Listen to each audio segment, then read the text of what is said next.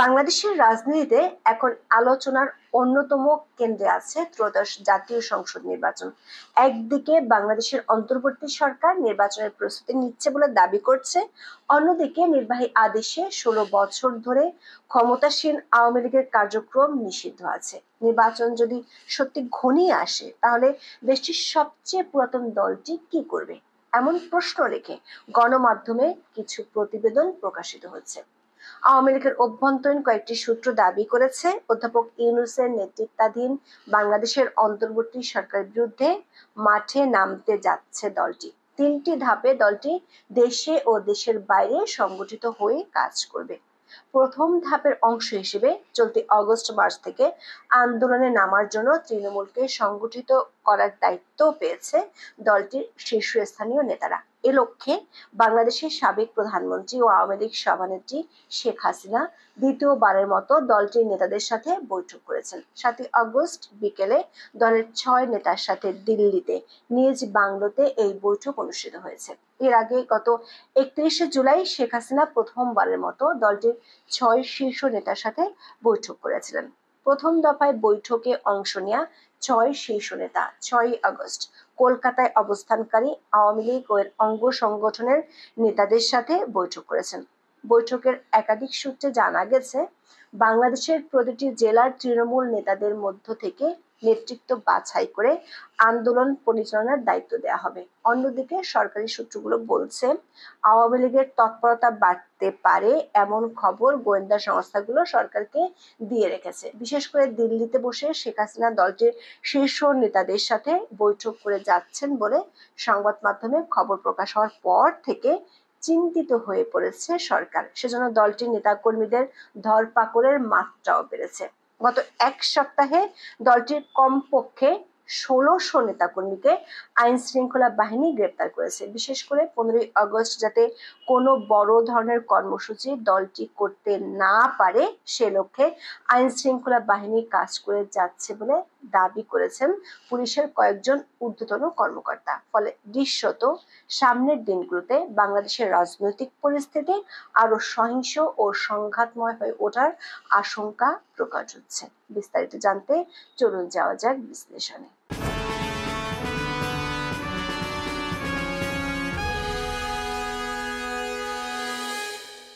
আওয়ামী লীগের ক্ষমতা হারানো আর শেখ হাসিনার দিল্লিতে অবস্থানের 1 বছর হয়ে গেল। শেখ হাসিনা ছাড়াও দলটির সাবেক মন্ত্রী, সাংসদ ও ক্ষমতাধর নেতাদের অনেকেই দেশের বাইরে আছেন। ডেভিল হান্ট সহ কমপক্ষে 2টি বড় অভিযানে দলটির অনেক নেতা কর্মীকে সরকার গ্রেপ্তার করেছে। মব সন্ত্রাসের মাধ্যমে বহু নেতা কর্মীর বাড়িঘর জ্বালিয়ে দেওয়া হয়েছে। বাংলাদেশের অন্তর্বর্তী সরকারের পক্ষ থেকে অবশ্য দাবি করা হয়েছে, আওয়ামী লীগের উপর ক্ষুব্ধ হয়ে মানুষ এসব করেছে। গ্রেপ্তার ও নিপীড়ন এড়াতে বহু নেতাকর্মী দেশের মধ্যে পালিয়ে আছেন। দলটির সাবেক মন্ত্রী, এমপি সহ নেতাকর্মীদের একটা বড় অংশ গ্রেপ্তার হয়ে মানবতা বিরোধী অপরাধ ও হত্যাকাণ্ড সহ বিভিন্ন মামলায় বিচারের মুখোমুখি হচ্ছেন।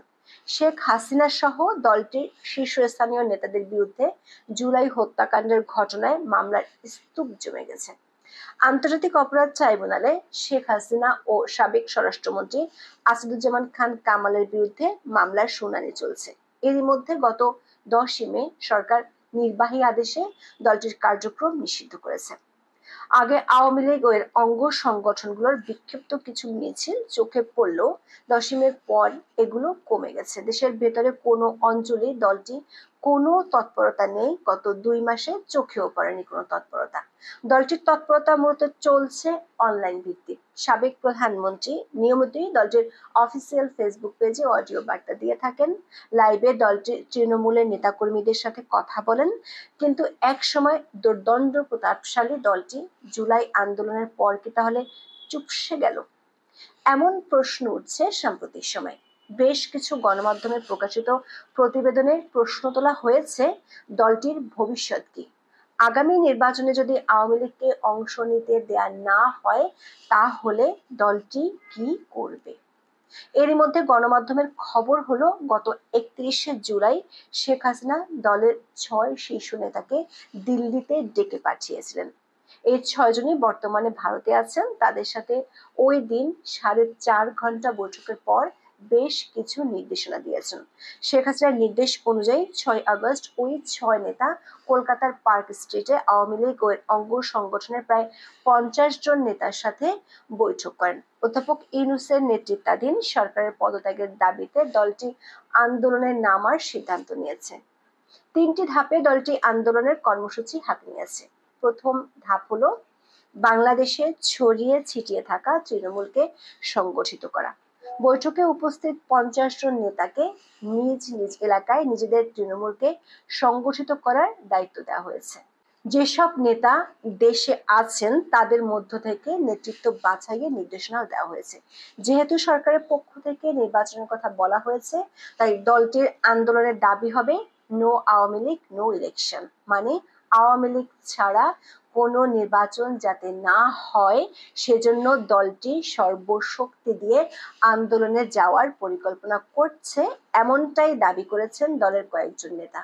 অবশ্য দলটির এখন যে অবস্থা তাতে দলটি আদৌ সংগঠিত হয়ে আন্দোলন করতে পারবে কিনা এমন প্রশ্ন উঠতে পারে। দলটির নেতারা বলছেন দলের 6 সিনিয়র নেতার সাথে শেখ হাসিনার বৈঠকে এই বিষয়টি নিয়ে আলোচনা হয়েছে। সেজন্য কমপক্ষে 3 স্তরে নেতৃত্ব বাছাইয়ের কথা বলা হয়েছে, যাতে আইন শৃঙ্খলা বাহিনী গ্রেপ্তার করলেও সাংগঠনিক তৎপরতা দমে না যায়। এদিকে 7 আগস্ট দ্বিতীয় দফায় শেখ হাসিনা দিল্লিতে তার বাংলোতে আওয়ামী লীগের আরো 6 নেতাকে বৈঠক করতে দেখেছেন।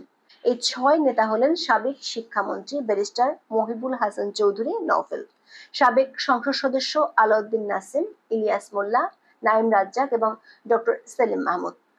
আগের বৈঠকের মতোই এ বৈঠকে সাবেক প্রধানমন্ত্রী শেখ হাসিনা এই 6 নেতাকেও বর্তমান পরিস্থিতিতে করণীয় সম্পর্কে বেশ কিছু নির্দেশনা দিয়েছেন।